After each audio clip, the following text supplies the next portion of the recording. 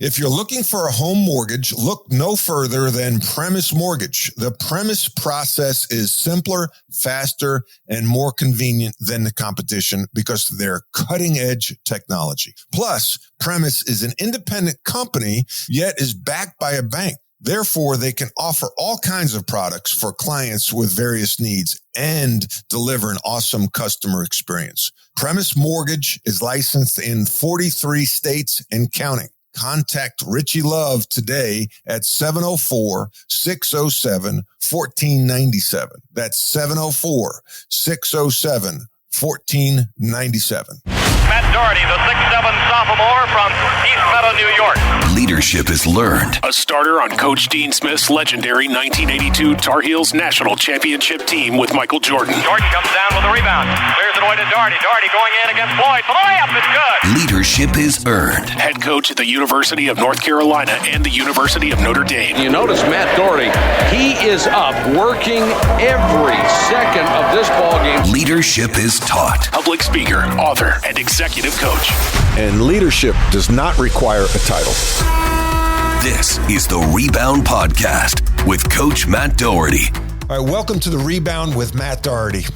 I'm here to share the story of a fellow Tar Heel whose life seemed perfect in the quiet town of Davidson, North Carolina, but was facing significant challenges underneath. Her journey of resilience, marked by a difficult decision to divorce, reflects a courage familiar to us in the world of college basketball. Inspired by her late mother, a hero who battled sobriety, she founded Girls on the Run, transforming her personal struggles into a beacon of hope for young girls.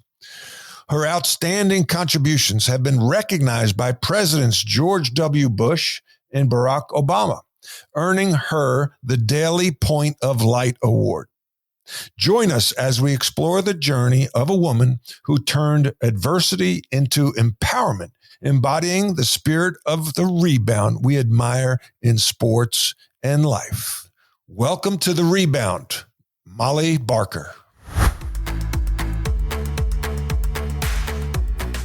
Hey, Molly, I can't believe I'm sitting here with you. It's been about 34 years, I think, since maybe I last saw you. Right. We first met when we were both in Davidson. I became an assistant coach for Bob McKillop, who went on to legendary status. And you were married, living in Davidson. And I just remember this cute blonde running the streets. There wasn't much else going on in Davidson at the time. So take us, back to that time. You seemed like you had everything together. Yeah, I sure played the part pretty well. Yes, you did. I was working in the counseling center at Davidson, married to Richard Terry, the head of Residence Life, and was training for my, first, second, or third Ironman. Oh, and that's wow. why you'd see me running the streets. That's right. It was a full-time job training for that. I can imagine. And Why so would that's you what want was to going run one of those things when you can, now Uber? I know. Like, why run that far? Why swim that far? Why ride a bike that far? I look back at what I and this body was able to accomplish. It was pretty spectacular. I can't imagine doing that now, nor wanting to do it now. Why did you want to do it then? Well, I just finished a memoir, Matt, and I've really gone deep into that. And I think at the time I was just switching one addiction for another. Mm-hmm. So I had been struggling with some alcohol addiction, and you caught me at a period of what's called white knuckling. Mm-hmm. So I had stopped drinking and just transitioned that addiction to training and performing well in triathlons. So it was sort of a sports addiction. We've got a lot to unpack here. It's a big duffel bag. Yeah. And our community of rebounders, this podcast is all about rebounds, because we all have them, and some are known, some are not known. And so tell me about the recognition, the path you were going down with alcohol, and what was the epiphany when you realized I got a problem? Yeah. So I had made these sort of, switches. That'd be the alcohol and then the sort of addiction to sports. And then I do want to say that there's a very positive benefit to sports. Obviously, I've created a whole life of that with Girls on the Run. But then things can always be taken to the extreme, right? So once I, did the Ironman, I actually didn't finish it one year. And that's when I kind of relapsed into some more alcohol abuse. And I just had an epiphany while out on a run in July of 1993, where I realized that I'd been allowing outside forces to sort of define the essence of who I am. And I just wasn't going to allow that anymore. And one way that I had coped with not feeling good enough was alcohol, addiction. So when I came out of that, I was like, heck no, I'm going to rise up out of this rebound, as you would say, and do something different with my life. Whew. Wow. All right. We can go a lot of different directions, but we're going forward. Yeah, There's just a lot of different paths here and they end up at the same place. But as the community of rebounders are listening to this, they've got questions, and my job is to ask the questions that they're thinking, like, hey, dude, you got to ask that question. So what question should I ask right now? I think a great question to ask would be, what happened? Like, what led up to that moment when that transition was able to happen? Yeah. And I do think, I had tried so many other times to get sober, right? To get over it. And I do think it was sort of this cumulative impact of people who were willing to say something to me about my substance use. I didn't listen to them, and I didn't do anything about it. But cumulatively, people who loved me confronted me about it. And eventually all of those confrontations sort of blossomed during that run one day when I realized, you know what, they're right. I am not living my biggest, boldest, most potentialed self. Does that make sense? Heck yeah, it makes sense. By the way, one alcoholic to another, because you're never not an alcoholic. It's like the Marines, right? Once a Marine, always a Marine. Once an alcoholic, always. So mine was waking up on a porch in Jersey City in 1987. So I've been sober 35 years. Yeah. And it scared me. And I realized I had a problem. And, I traded the addiction of alcohol. I was an all-city drinker. I was really good. Yeah. I was like, if you're going to do it, do it right. I get it. Right? Yeah. Like, I I bet you I could out-drunk, drank you back in the day. Probably. Yeah. Just size-wise, you could probably hold a little bit more. We could do it proportionally, like handicap. There's a handicap system, right? In the drinking games. By the way, drink of choice, what was yours?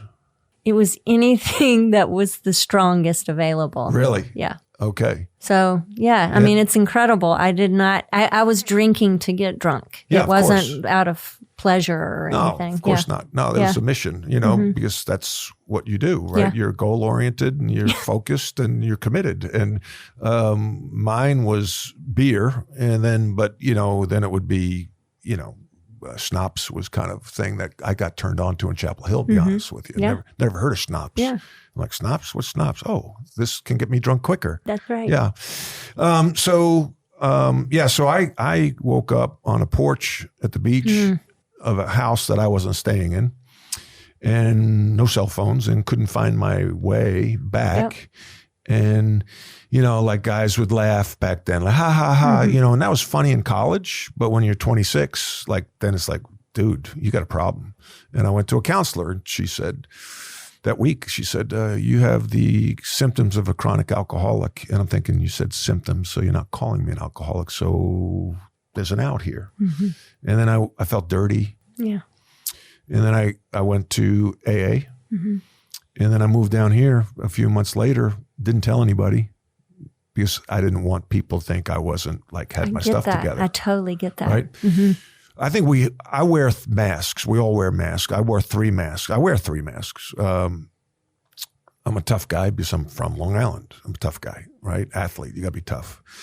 And then I'm a smart guy. I want to be considered smart. I don't like people like thinking I'm stupid. And then I hope I don't offend you, but I got my shit together mask. Yeah. So I wear those 3 masks. And what I found is those masks are awfully heavy. And when you start to take them off and be vulnerable, a friend of mine once said, vulnerability is the new invincibility. And you take those off and you realize all of a sudden someone comes up and says, me too, me too, me too. And you're like, really? I thought you had your shit together and you don't. And like, no, I don't. And you know what? Kind of freeing to admit that. So now I can stand up taller because those weights, the weight of the masks just hunched me over. What were the masks that you... Oh my God. So I'm relating. I've got to first of all say, I appreciate your vulnerability at this moment and transparency. Like it almost makes me want to cry, you know? So, You're allowed to cry in this podcast. Yeah. So I remember also having that fear of stating out loud that I, was in recovery for alcoholism, especially when I was starting a program for children. Right. I was 3 years sober when I started Girls on the Run, and I was terrified that people would find out. Yeah, sure. So I remember the first time I shared it out loud was not at a speaking engagement. It was at a very small circle of, first adopters, people who were coming on to learn about Girls on the Run. And the response was overwhelmingly beautiful because they were like, wow. Oh my gosh, so you're human too. Right. Like we're all human. I'm really human. Yeah, I'm really human. Yes. And I mean, it was like, oh, now I understand why you started that. And like, it wasn't academic. It wasn't just a thought process. It was a feeling process. Yes, it wasn't like a strategic plan that you came up with in a business school. And this is a good opportunity and there's a need out there. It's really more for yourself. Yeah. And well, at the time, I wouldn't have been able to say that out loud. But I do remember the moment when I was driving down Queens Road when it sort of struck me that, oh my God, 3rd and 4th grade girls is when the trauma was greatest in my own home. Tell me more about that. Yeah. So I grew up in a very dysfunctional alcoholic house. Really? Yes. Now, your dad, Hank, was active in Charlotte, serving as the chairman of the Republican Party. Republican Party. And your mom struggled with addiction until she got sober when I was in 5th grade. So her drinking was worst when I was in 3rd and 4th. Was your dad drinking too? No, he was just... But he knew your mom was drinking, but he kind of probably stayed busy. Yeah. So he didn't have to deal with it, I imagine, right? How did you know that? Yes. It's because men of his generation didn't know what to do with that, right? Yeah. Didn't want that getting out public, especially in his role with the Republican Party. That's right. So just keep it at home, lock the doors. Yeah. And oh, by the way, my little girl's going to have to deal with this crap every day. Do you have siblings? Yeah, and they were much older, so they were out of the house. They were out of the house, so you were by yourself. Yeah, I know. So what was it like? What was the worst moment you can remember walking in the house after school and your mother passed out on the floor? Yeah, you're relating. You are saying it out loud. So I think the worst was the sort of, there were a couple, but the worst was her driving me to choir practice. And it was terrifying, first of all, because she was intoxicated and I thought we were going to die, right? I was 8 years old. 8 years old. And then my coming home from choir practice and walking into the house and her saying, "Are you ready for choir practice?" Because she was in a blackout when she had driven me, right? She had no idea. No idea that she'd done it. And that was when it was the first time everyone in the family had to talk about that. My dad is standing there. He brought me in, and it was horrible. It didn't get corrected then, but I do believe that's when my father began to see this is not okay for my little girl to be going through this. Thank God. Yeah. I say this a lot. Your life's impacted by 3 things: the people you meet, the books you read, of which you've written, I think, 4, and you're working on your 5th, and then the trauma in your life. And that trauma, as long as it's not fatal, can be a good thing because that's how you rebound, right? And so because your mother finally hit bottom and your dad stepped in, now hopefully she could be on the road to recovery, but you could be safer. Yes. And feel safe. And I got to witness what it's like on the other side in recovery. So I got to see, I think it's what made my struggles with addiction shorter than hers. So she was 50 when she got sober. I was 32, or 33, 32. And so I knew what resources were out there. I knew what was available. Right, I just had to hit my bottom. You had to hit in bottom. order to get on the other side. When was the first time you got drunk? I was 14 years old. 14. Yeah. So that was freshman year in high school? It was actually 10th grade. 10th grade. I was a young 10th grader. Yeah. At my friend's house before school. First time you drank? Yeah. That's usually what I've learned is, when I was, this counselor said, when did you first drink? I was in 8th grade, so I beat you. Yeah. Yeah. You We're won. somewhat competitive. You won. And she said, the first time you drank, did you get drunk? And I'm like, yeah. She said, well, that's kind of one of the signs, at least back then, like check, okay, all right, potential alcoholic. And then you obviously felt good. You liked it. So you continued on, right? Yeah, I think more than what I felt good is I felt nothing. Right. So nothing I would conflate with feeling good. Right. Do you see It's what I numb. mean? You're numb. You're numb. Right. So I confused peace of mind with numb. Right. Which is not the same thing. Yeah. So the other thing that happened at 14 was I started running with my mom. And that's when I felt peace. And she was sober at that time. She was sober.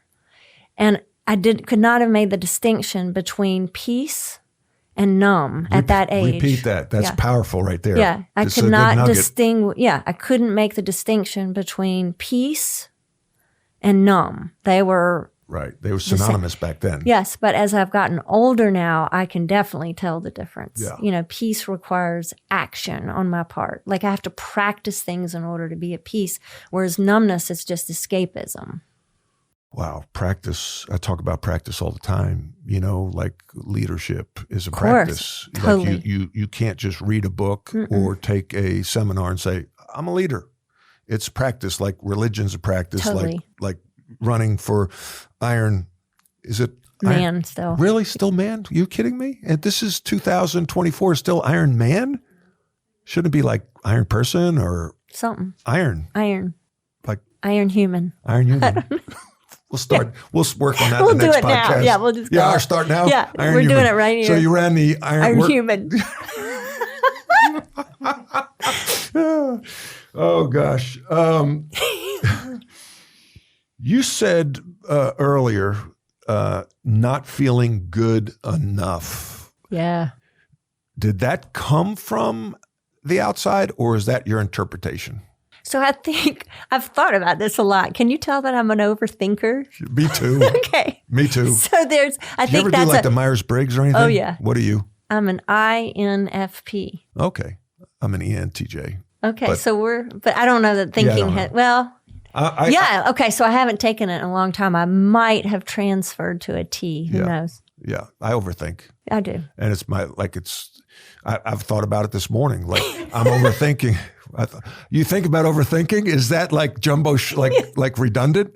I'm thinking about I'm overthinking. thinking about you thinking about overthinking. Oh, I'll think about it later. yeah. So I was thinking about that this morning. I was thinking about that thing, and the best thing to do when you overthink is to create another distraction. And that happened. We had a staff meeting, and it got my mind off that thing I was thinking about. Yes. When I was overthinking. Yeah. So it goes back to the kind of the addiction, right? Like you talked about your addiction and then you poured that into your running. So I went from my drinking in New York City and moved down here and got into coaching at Davidson, which is when we met.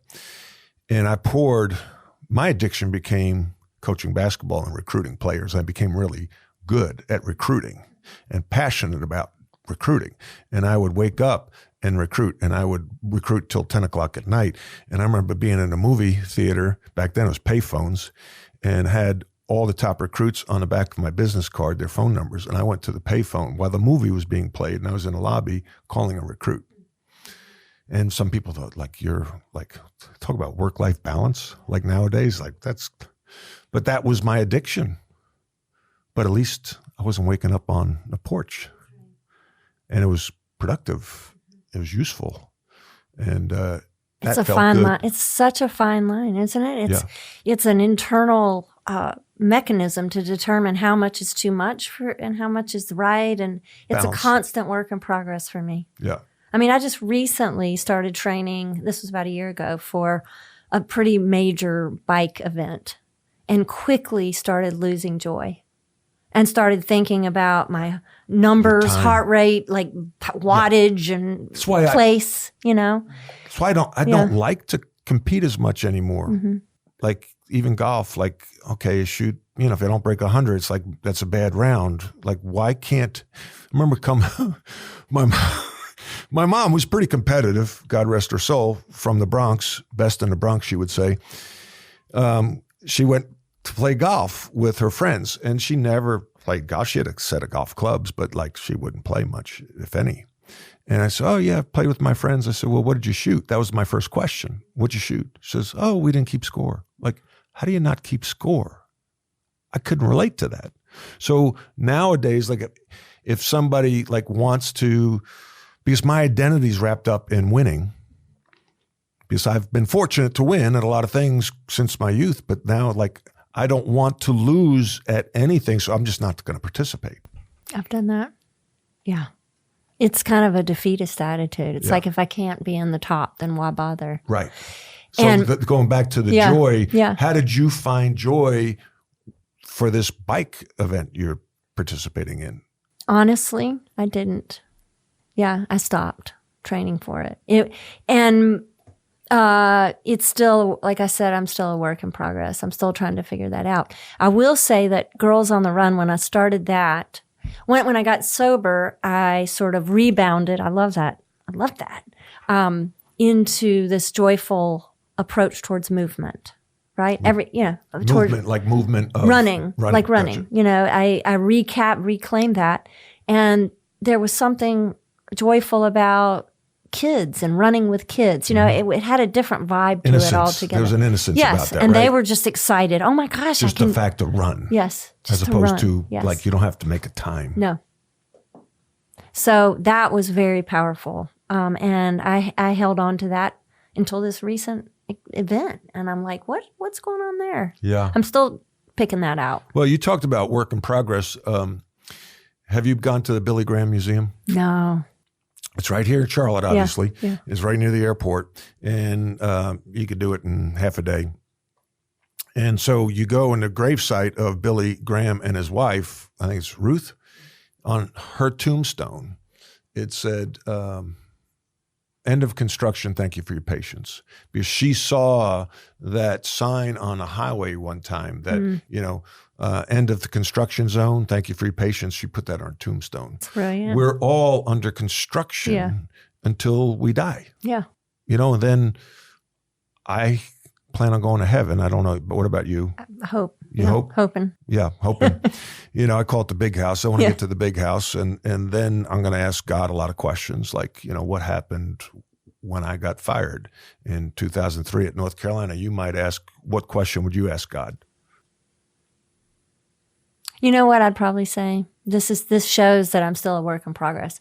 I still do this after speaking engagements. I will do it after this podcast. I will say to you, did I do okay? Yeah, you're a pleaser. Yeah, I still got that in me. Words. Yeah. Do you ever read the book, The 5 Love Languages? Yeah, I'm give me the words. Me too. Yeah. Affirmation. Yeah, me too. And here I am. I'm 6'7", 260 as of this morning. Don't tell anybody. Too many knee cuts. And my love language is words of affirmation. Mm-hmm. I feel soft because I'm the tough guy mask, right? I've got to be the tough guy. I played basketball, grew up on Long Island, played with Michael Jordan, won the national championship. You can't be soft, but I need words of affirmation. Yeah, I do. So you know how powerful that is for other men to hear you say that. I mean, you know that. Now, who's conducting this podcast? I'm so sorry. No. But you do know that. Explain that. I think about my son. I have a son, and he's 28. He is akin to you. He's a very strong, motivated, very good looking, very good looking, funny, great personality. Yes, all those Yeah. things. And he, as does any human, right? Even our humans, need to know that they matter. Yeah. I think that tough facade is sort of trained. Yeah. In people. It's kind of sad. The pressures that, where does that come from? That generally it's probably an insecurity, or like you said, maybe trained like you're supposed to, growing up in New York playing ball, you're supposed to act like a tough guy. And if you showed weakness, you didn't have the respect. And that serves you well till it doesn't. Right. Because it didn't serve me well as a basketball coach at North Carolina. And one of the reasons I probably got fired. We're talking about that you were not feeling good enough. Mm-hmm.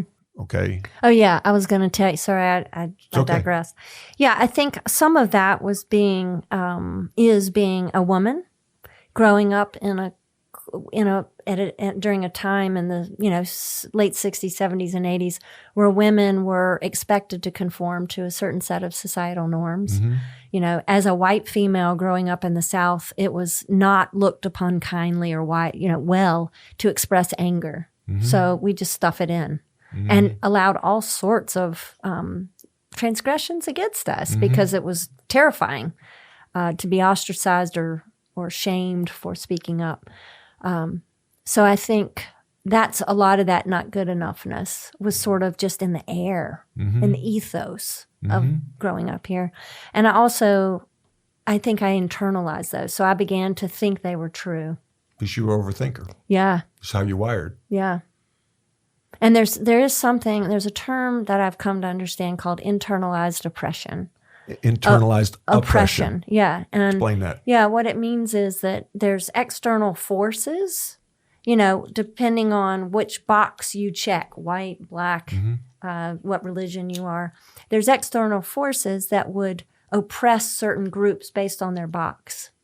And what happens when that oppression has been extended generation after generation, those beliefs get internalized mm-hmm. so that a person feels they have them, even though they're not true. So tell me more about that. Yeah, tell so the like community my mother, more, the Rebound community more about that. Yeah, so like my mother grew up as a, female, and it's called a term that I've learned recently is the mother wound. So she was led to believe that her voice did not matter. Mm. And it was an external source that said this, because God forbid women, get power and challenge the status quo and challenge things, the way they are. So she believed that she was not good enough. And then whether she did not mean to do this, right. This just sort of gets passed down. Sure. And then fortunately now, as we get wiser and more sober and all those things, we start to sort of challenge those. You're challenging them now. Yeah. With what you just said about, needing or affirmation. Yeah. Yeah. You need to say nice things about me. Yeah. Yeah. Please. Yeah. Say more. Oh, and am I good enough? And did I do okay? Right. And it's okay to ask that question. Yeah. Yeah. That the 5 love languages I think are acts of service, quality time, touch, words of affirmation, and I probably missed one. Gifts, is that gifts, one of them? Yeah, gifts, yeah. I like gifts. Yeah, but I like words of affirmation more. I do too. Yeah. I definitely do. Yeah. Internal oppression. How do you break that cycle? Internalized oppression. Internalized. Yeah. I think, as you and I have done, is you just sort of wake up at some point, like you woke up on the porch. Yeah. And I woke up during that run and start to ask ourselves, or I started to ask myself, now where did I get that belief? Right. What happened? Was it trauma? Well, yeah, maybe. Was it from some external source? Yes, that too. And then as I began to sort of unravel from those beliefs, I began to see they're not the truth. Yeah, they're not the truth. No. Leadership is a learned behavior, and having someone help guide you through the path to leadership can help you reach your goals quickly and efficiently. I'm Matt Doherty, former head basketball coach at the University of North Carolina. Since my coaching days, I've been working with high-level executives, nonprofit leaders, politicians, and many others who are tasked with making big decisions every day. Now I want to work with you and your team to help you get the most out of your organization. Visit me online at dohertycoaching.com or follow me on Instagram at Coach Matt Doherty. Learn and grow.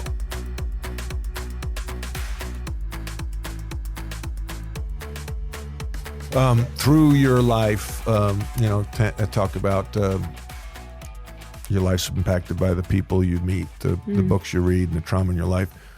We all need encouragers in our lives, especially you and I that need words of affirmation, like you can do this. And so you were married and you had an issue with drinking. Who were the people that, like you're a competitive person, quitting something, like as a coach, I told my daughter one time, she rode at North Carolina, and she wanted to quit. And she said, well, my dad's a coach and we don't, like Dohertys don't quit, like almost like a, mantra. And I'm like, no, that's not cool. Like, don't quit after a week. Don't quit after the first semester. But like you've given it 3 years. I think it's harder to quit than to stay with something, almost like a battered wife or, so it's actually tougher to quit.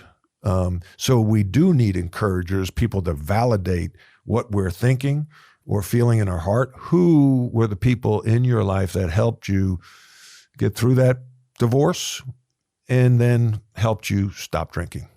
Yeah, my mom for sure. So once my mom, she got involved in a 12-step program, began working at a place in chemical dependency. It was called the Randolph Clinic. It's now called Anuvia. And she was able, I don't know, there's a magic that she and other people were able to do, which was they would speak to the potential of me, not speak to the one that was struggling. Repeat that now. That's a nugget. Speak to the potential. Would speak to the potential of me, not to the one that was struggling. So how does that differ than somebody who says, Molly, I can't believe you're drinking. You need to stop. You got a problem. It's like I'm still another thing that I'm still trying to figure out. But it'd be like, I'll bet you do that with your what do you call them? Your clients, the people you work with. Yeah. It's players. Yeah. It's like you see their potential and that's who you speak to. You speak that into existence. That's right. Yeah. So she knew I was drinking, and I know that was torture for her because she was struggling. She was sober too, right? I'm actually not sure she did. She had done a lot of work on herself to realize that, I had to go through this, I think. Anyway, I don't know though. I wish that would be a question I would ask her. So when I was going through something, she would speak to me as if I was already in the place of recovery. And it eventually got me there, I think. Well, give me an example of what she would say. Simple things. What are you going to do about that? What are you going to do about that? Yeah. What do you think you need to do about that? About what? Whatever the thing was that was causing me upset or, bothering me, like my finances, for example. That may have triggered drinking. She's like, what are you going to do about it? Take care of the problem versus the drinking. The drinking. Yeah. So I was evicted from an apartment. Were you really? Yeah. So when I was evicted, How old were you then? Oh, gosh, 30. So this is after... It was after I knew you, and it was right before the big awakening. The Run. Yeah. Yeah, that's the name of the book, by the way. Yeah, anyway, The Run. Run, my God. Right? Yeah. That's pretty cool. So, I'll take 10%. But there you go. Yeah. So I was evicted, and she would speak about the eviction as if, like, what are you going to do about that? What are you going to do? Right. And then if I didn't have an answer, she wouldn't give me an answer or try to fix the answer. She would just sort of like lay it in my lap. Right. It wasn't the same thing as tough love, though. She wasn't shaming. Not that tough love is shaming or condemning. Right. I understand. But it was just a sort of, I know you have everything you need to figure this out, Molly. That kind of thing. That's pretty cool. Yeah. So you didn't have to rely on the drinking and escaping or... Yeah. She just kept believing, and not believing. She actually knew that I was capable. Yeah, of course you were. Yeah. Yeah, of course you were. Yeah. But you didn't believe that at the time. Myself. Yeah. Yeah. Which is weird because outside looking in, you would say she's got her shit together. That's right. But you didn't. Mm-mm. How did you get it together and talk about the run? That was July 6th? Yeah. So that happened, and it took me 2 or 3 years before I could really give it language. July 6th, 1993. Yeah. Yeah. So I knew something had changed. I mean, I went to a AA meeting that evening.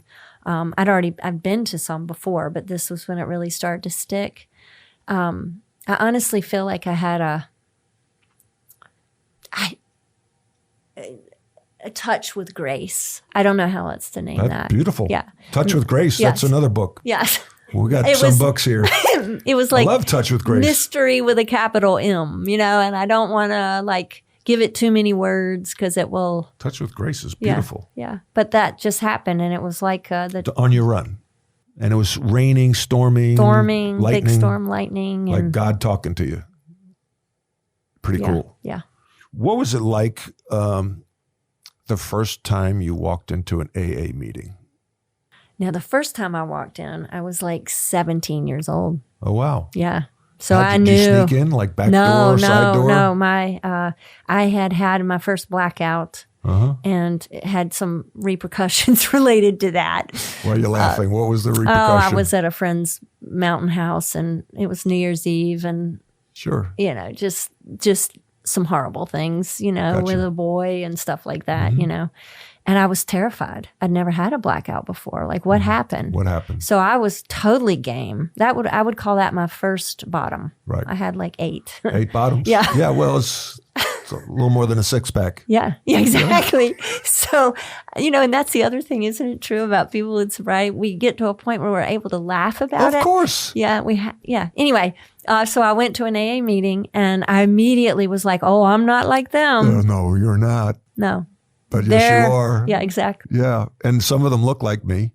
Yeah. Right? You think you'd go in there and all degenerates and, but no, you walk in and like, No, but I was looking at the ones that didn't look like me. I mean, I was identifying everything that how I was not like them. Right.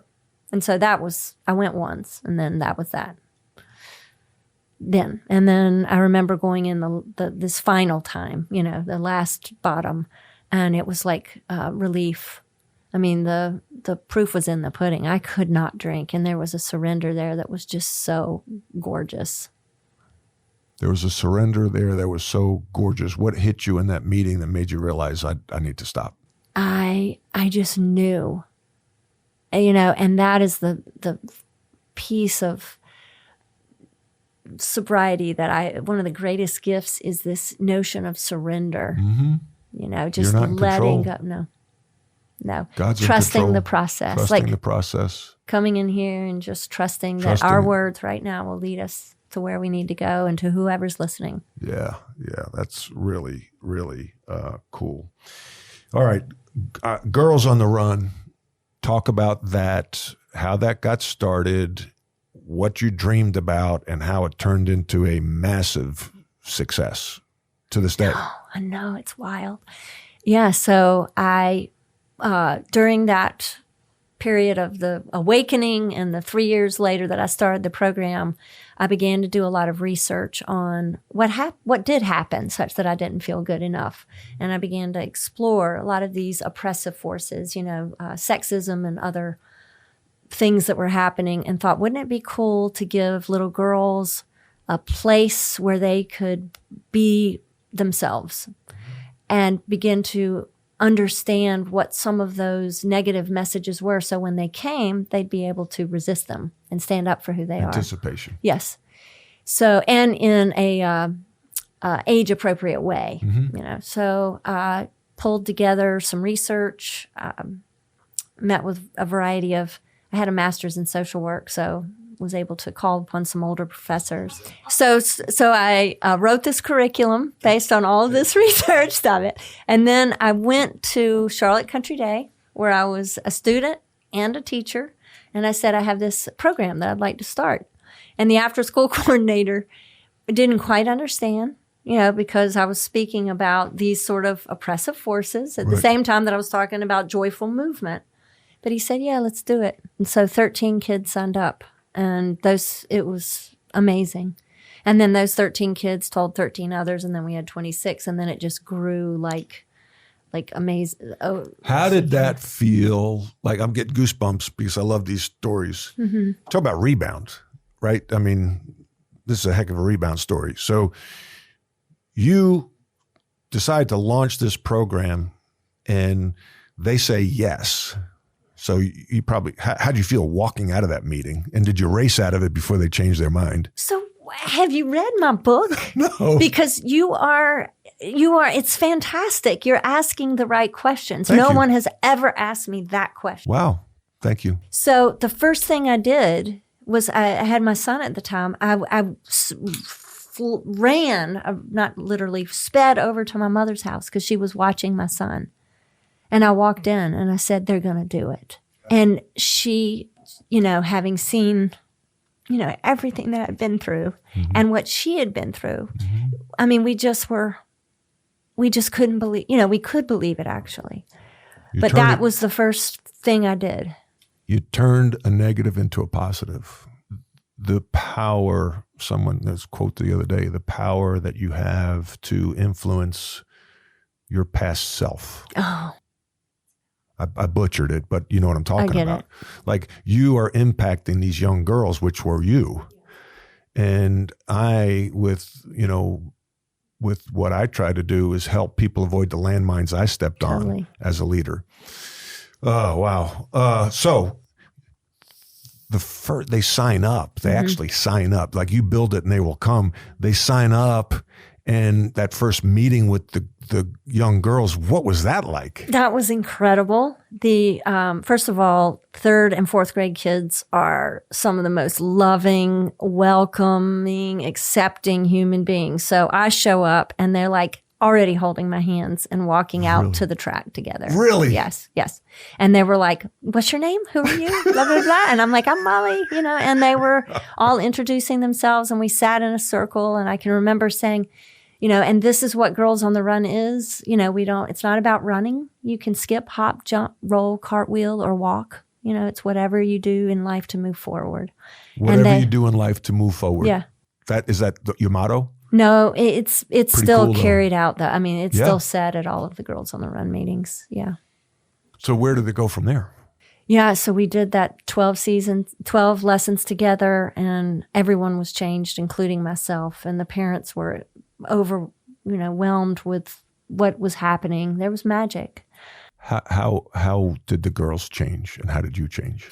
So I originally envisioned kind of the shy girl, or not the shy, the girl that was like me, sort of closed in. What she would look like afterwards would be to be standing tall and have confidence in herself.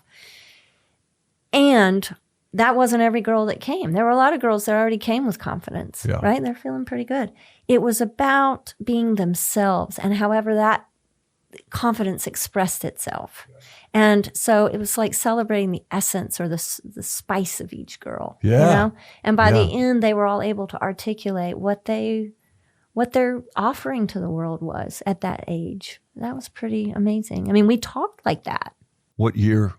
You probably talked more than you ran. That was 1996. So do you stay in touch with any of those girls? I have, as of this morning, we have an event here in Charlotte, and I've just reached out to about 6 of the original 13. Really? Yeah. The original 13. That sounds like a movie. Sounds like a book. I've got you writing 3 more books. That's right. Yeah. What are they doing today?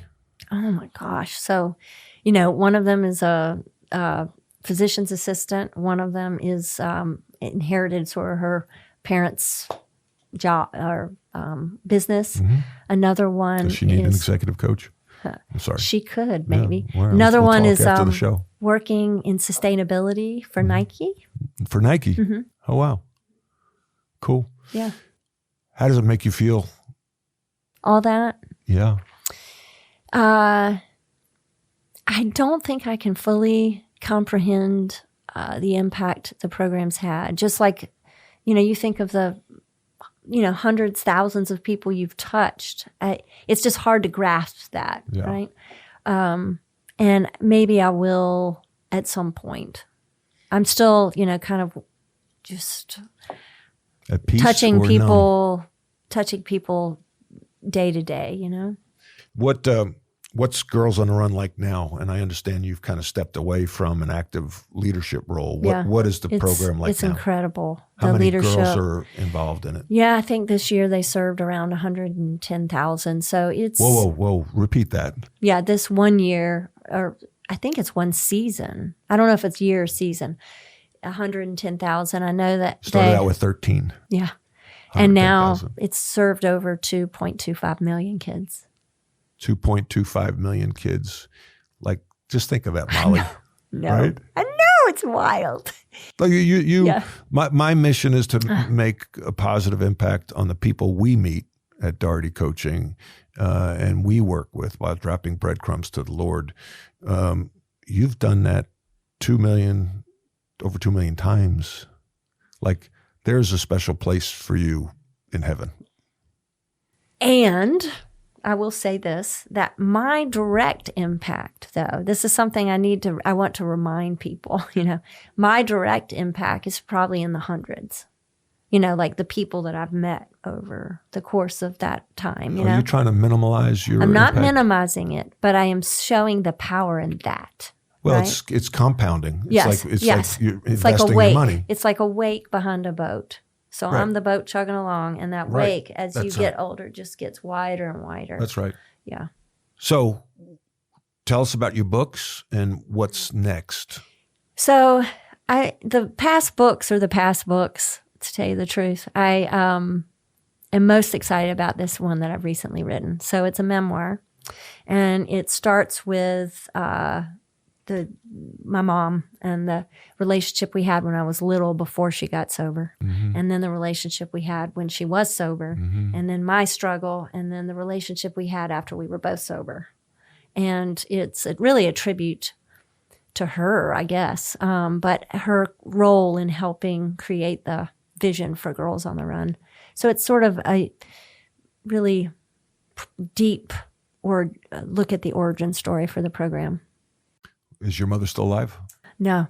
Is your dad? Nope. No. Mm-mm. When she passed, I can only imagine that was a hard. tremendous void Loss. for you.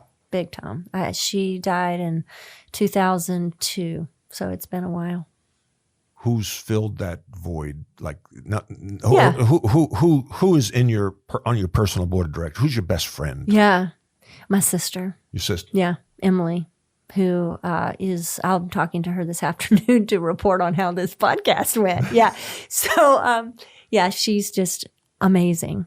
And you live back in Charlotte now. I live here. You lived in a remote place, Marfa, Texas. Like, I lived in Dallas and never heard of Marfa. Yeah. I had to Google it. Why Marfa? Marfa is known for being this artistic, reclusive sort of place that people go to unravel from society.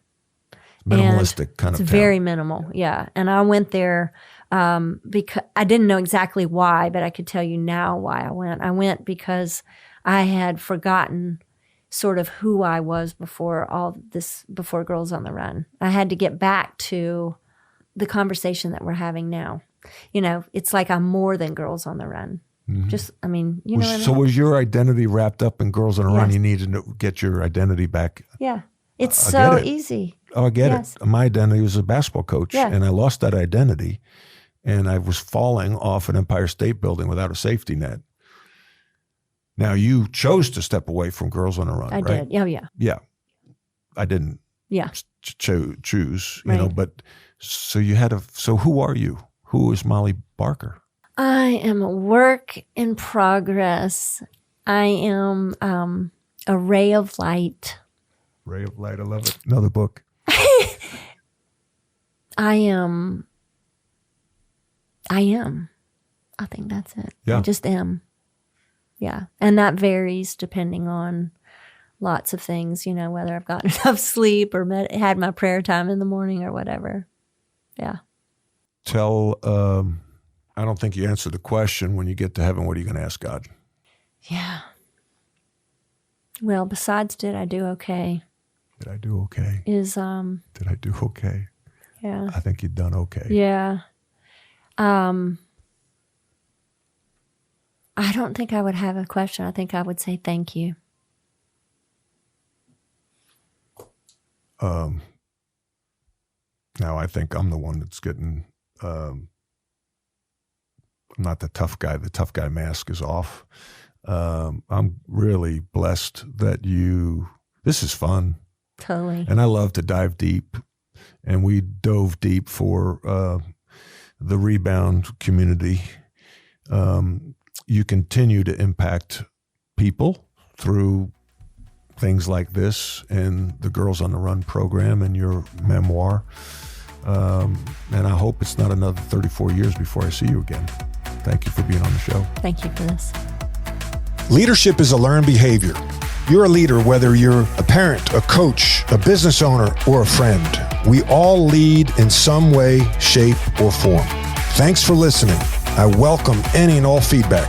You can reach me at dohertycoaching.com.